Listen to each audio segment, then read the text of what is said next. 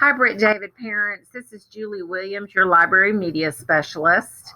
And I am going to tell you on this tutorial how to sign up for email notifications when your child takes AR quizzes throughout the school year.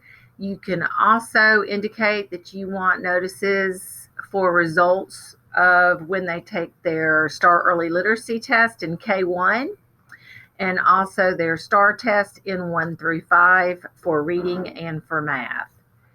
Even if you have signed up for email notifications in the past, there is a whole new platform. So you might want to go in and double check and make sure that you are still signed up. It looks like everyone has to re-sign up for notifications from what I can tell from my end. So this is how you're going to do it. There's two ways to get to it. You could get to the link from my newsletter and look for Home Connect. You can also get to it off of the Media Center website, Links for Parents. We're going to go Links for Parents. We're going to come down here and find Home Connect. We're going to choose Home Connect. You will type in your child's GTID number.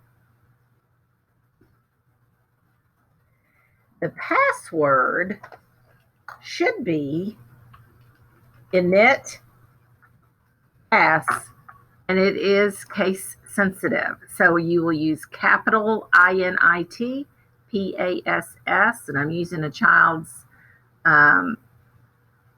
information for this. Now you'll notice there's no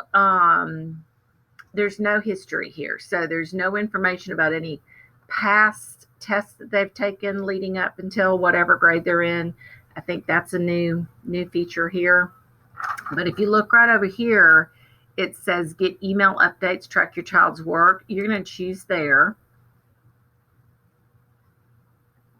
And then you put your first and last name here.